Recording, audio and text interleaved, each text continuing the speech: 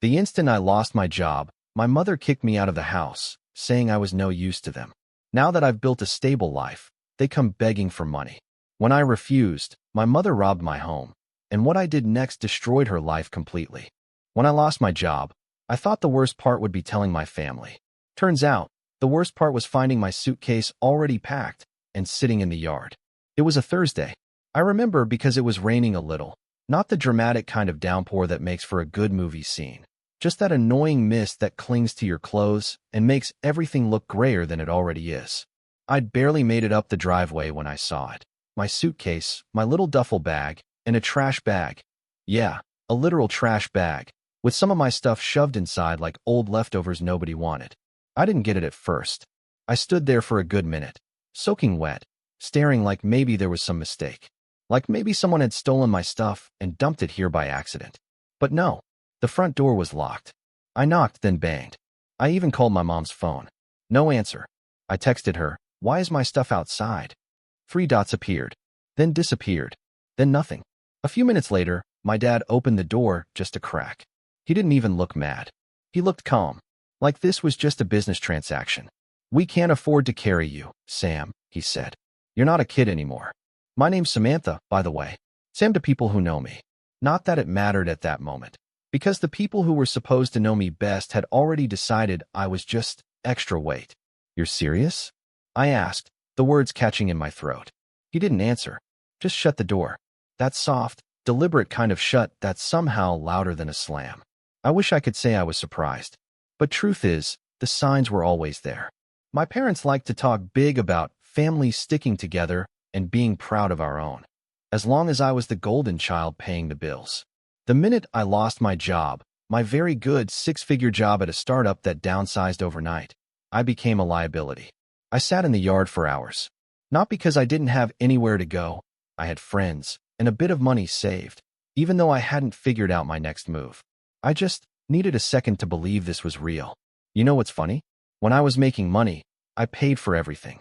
Electric, water, internet, Netflix, groceries, gas for both their cars, school fees for my little brother.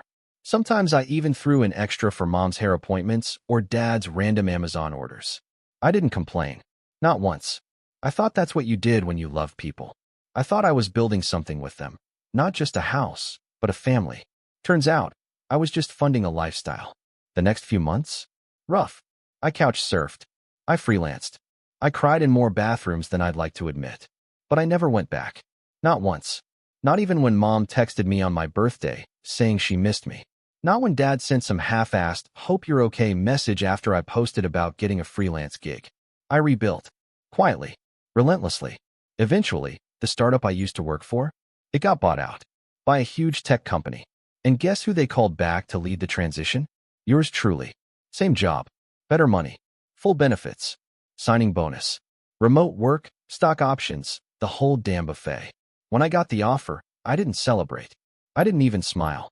I just sat there, staring at the screen, thinking, they're going to come crawling. I didn't have to wait long. It started with my mom's voice on the other end of the line, fake cheerful and sugary sweet, like she hadn't treated me like spoiled milk 8 months ago. "Oh, Sammy. So glad to hear you're doing well. Honey, we're so proud of you." Then came the sob story. Dad had lost a client. The mortgage was behind. The lights might get shut off.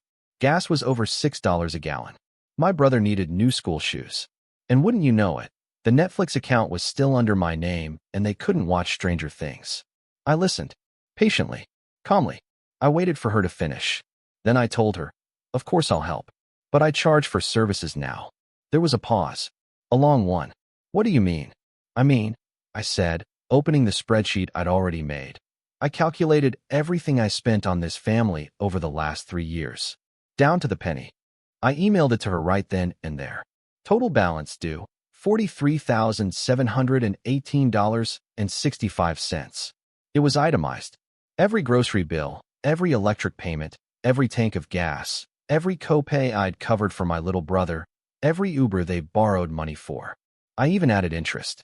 And then, at the bottom, in bold, "Please note, failure to begin repayment within 30 days will result in legal action." Mom screamed. Like, full-on banshee mode. Called me ungrateful. Said I was cruel. said, "Family doesn't charge family." I laughed. Softly, coldly. "You're right," I said. "Family doesn't." She didn't believe me at first. When I said, "I charge for services now," my mom just laughed. This dry, dismissive little chuckle like I was being dramatic. Then I sent the invoice. $43,718.65. Itemized. With receipts. The screaming started about 2 minutes after the email hit her inbox. "You're sick," she said. "What kind of daughter does this?" I said, "The kind of daughter who kept this house afloat while you sat on the couch scrolling Facebook all day." It just slipped out. I hadn't even planned to say that. But once it was out, it felt good. Not because it was cruel, but because it was true. Let me back up. The thing about being needed all the time is, eventually, people forget to appreciate you. They stop saying thank you. They start expecting, demanding. Then one day, when you don't give, they turn. I didn't think my own family would throw me out like that. Not after everything. But when I lost my job, I stopped being useful. I wasn't the golden ticket anymore. I was a problem, a bill, a burden. And now, suddenly, I'm the bad guy for asking to be paid back? Nah, I didn't expect them to pay, to be honest. Not really. It wasn't about the money. It was about making a point. About finally naming what they did to me. The next day, my dad called me. Calm voice, like nothing had happened. "Sam," he said, "your mother's upset." "Yeah, well," I said, "I was upset when you locked the door on me and left my shit in the yard." Silence. Then, "You're being petty." I took a deep breath. I almost let that one go. Almost. But then I remembered sitting in the cold that night, my duffel bag under my arm, wondering where I was going to sleep. "Petty," I said. "No. Petty is putting someone out with zero notice after they paid your mortgage for 3 years. Petty is ignoring my calls when I begged for a conversation. This," I tapped my laptop, the invoice still open on the screen. "This is business. And trust me, you're getting the friends and family discount." I hung up. Here's the part people don't talk about when it comes to boundaries. They don't feel good at first. They feel cold, heavy, lonely. I cried that night. Not because I wanted to take it back, but because I realized how much I'd let them take from me before I ever asked for anything in return. I wasn't raised to ask. I was raised to give, to fix things, cover costs, keep the peace. They taught me that love was measured in sacrifice, that being a good daughter meant silence, meant smiling while they spent my paycheck, while I watched my dreams get smaller to fit inside theirs. No more. A week later, my brother messaged me. He's 15, still a kid. He said he missed me, asked if we could hang out sometime, said things weren't the same at home. I told him I missed him too, and I meant it. I told him, "When you're 18, I'll help you get out. No strings attached. Because I'm not heartless. I'm just done being their safety net." A few days after that, my mom called again. No yelling this time. Just quiet. Soft. Careful. "We didn't mean to hurt you," she said. I didn't say anything. We were scared. About the money. About losing the house. I still didn't say anything. "We need help, Sam." Finally, I spoke. So did I. That's what people like them never realize. When you burn a bridge, you don't get to cross it again just because the water's rising. You build your own damn boat. Or you sink. After that call, and I replied, calmly, respectfully, that I expected to be paid back for what I'd given, everything went quiet. Not quiet like peace. Quiet like a storm had passed and left nothing behind. No follow-up. No guilt-trip texts. No dramatic voicemails from my mother sobbing about how I'd broken her heart. Not even the usual secondhand guilt from my aunt or that one cousin who always gets sent to mediate. Just silence. It was almost more painful than the shouting would have been. It felt like they'd given up. Like the minute I stopped being useful, I stopped being family. I kept waiting for the blowback. The passive-aggressive Facebook post. The group chat explosion. The family rumor mill kicking up about how ungrateful I was, how money-hungry I'd become. But nothing came. For 4 full days, I woke up to a quiet phone. I went to work. I came home, ate dinner alone, folded laundry, paid bills. No emergencies. No begging. No guilt. Part of me almost started to feel guilty. Another part? Relieved. It was like, maybe I was finally free. Tuesday night, I worked late. One of the girls in marketing had a meltdown over a campaign pitch, and somehow I ended up staying back to help her rewrite half her deck. I didn't mind, honestly. It kept my brain busy. Gave me something to care about that didn't involve betrayal or invoices or moms who wore fake concern like perfume. It was almost 9:30 p.m. by the time I got home. My heels were killing me. I remember texting my coworkers something dumb, like, "If I die tonight, it's because these shoes cut off circulation to my soul," right before I walked up to my building. And then I saw the door. It was cracked open. Not wide. Not enough to be obvious to anyone just passing by. Just barely ajar. The lock was broken. Split wood, metal bent like it had been forced. For a second, I froze. I live in a decent part of the city. Small building, 3 units total. No security guards, but never any issues either.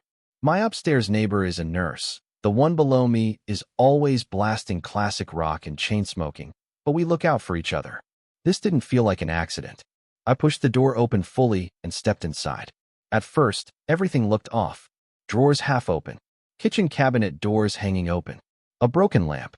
One of my couch cushions on the floor. And then the silence. That heavy, too still silence that you only ever hear in the aftermath of something. I remember whispering, "What the fuck?" without even realizing I was saying it. I dropped my bag and did a slow sweep through the apartment. Bedroom, trashed. Closet doors open. Shoes scattered. Jewelry box tipped. Living room, cushions ripped off the couch. TV wires yanked, but not taken. It didn't look like a clean robbery. It looked angry. Like someone had been looking for something. Like someone had been mad. That's when I checked my dresser. The watch was gone. Not just any watch. The gold Cartier I bought last year. The one I spent 3 damn paychecks on. Not for me. For someone else. For my ex. The one who left 2 months after I gave it to him. That's another story. One I haven't told anyone yet.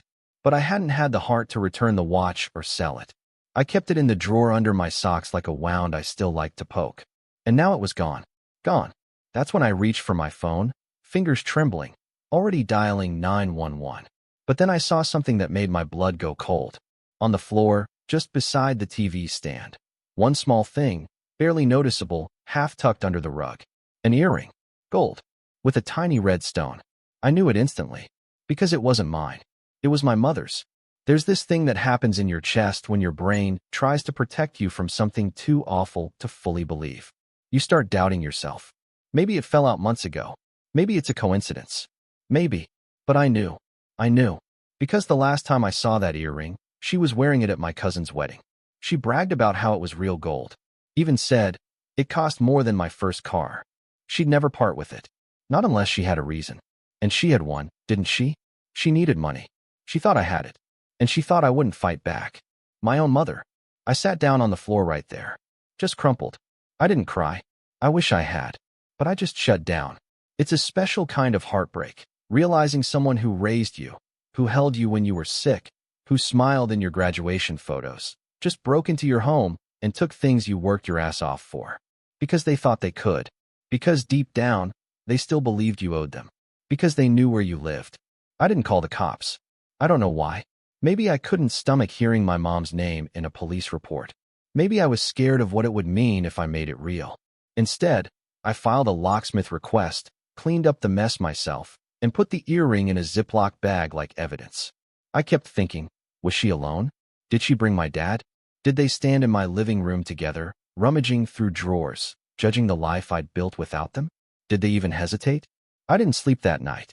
I just lay there with every light on, eyes wide open, the silence suddenly not peaceful anymore, just heavy, thick, like it had a weight of its own. I wanted to scream, or break something, or call someone. But instead, I just whispered to myself. They really did it. Not a metaphor. Not an emotional robbery. They literally came into my house and stole from me. And something broke in me that night. Something that won't be put back. I wasn't going to report them. I know how that sounds. After everything, the way they tossed me out like garbage, the silence, the robbery, I still wasn't planning to call the cops. I didn't want justice. Not in the legal sense. I just wanted to be done. Clean cut. Rip the cord, throw away the roots, walk away, and never look back. The only reason I went to their house, and let me be clear, their house, not my home, was to say one thing. We are done. I practiced it in the car, even. Just sat there for a minute, engine off, rehearsing. You can keep what you stole. The watch. The cash. The little things I haven't even realized are missing yet. You can have it. But you don't get me. Not anymore. You burned that bridge. You melted it down to ash. I rang the bell. My dad opened the door. He looked like hell, like someone who hadn't slept in a while, like stress had started chewing him up and spitting him out. He didn't speak, just moved aside and let me in. I don't know what I expected. An apology? Guilt? Tears? I didn't get any of that. I didn't get any of that.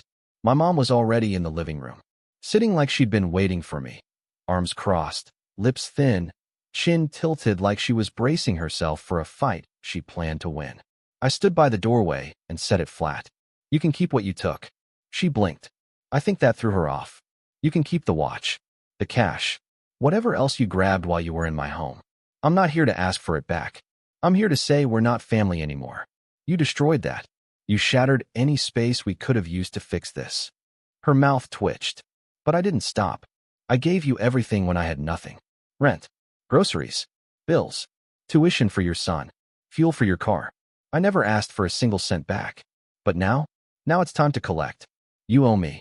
And I'm not just asking. I'm billing you. I pulled the envelope from my bag, the same one I sent digitally, printed this time, line by line. You took everything from me when I was fragile, when I was on the floor. Now that you're fragile, I'm taking back what I'm owed. That's when she snapped. Her voice cracked open like a whip. You think you're owed something? You think you're the victim here? I didn't respond. Just let her yell. You were never our daughter, she hissed. You were a donkey. That's what your father always said. You were useful. That's why we fed you. Why we housed you. You weren't raised, you were used. And now, what? Because the donkey learned to bite back, we're supposed to bow down and pay you. I didn't flinch. But inside, that wrecked me. It shouldn't have. I'd already known it, hadn't I? Felt it in my bones. But hearing her say it, hearing her confess it like it was always a fact, like it wasn't even cruel, just truth, did something to me. Like the last crack forming across a glass surface before it shatters completely. She kept going. You're selfish. You're disgusting. Look at what you've become. Cold, bitter, ungrateful. You think money makes you better than us. I didn't even realize I was backing toward the door until my heel hit the threshold. You're not family, she spat. You're just a paycheck we lost. That was the last thing she ever said to me face to face. I walked out, got in the car, hands shaking, not from rage, from grief. But I didn't cry. Not this time. I drove straight home, opened the security cam app. I'd forgotten I even had it set up, but there it was, cloud storage footage, still intact. Dated, timestamped. Clear as day. My mother. In my apartment. Using a key she wasn't supposed to have anymore. Digging through drawers. Taking the watch. Taking the envelope with bank receipts. Taking. It hit me then. I'd never been a daughter. Just access. So I uploaded the footage to a drive, printed every expense she owed, documented everything. My lease. My pay stubs. Screenshots of texts where they'd asked for money. Then I filed the report. The court process wasn't fast, but it was clean. She tried to deny it at first. Claimed I gave her a key. Claimed she was checking in on me. But the footage spoke louder than her voice ever could. She was charged with breaking and entering, theft, and malicious property damage. Her sentence wasn't long, just a year. But that was enough. Enough to make her name public.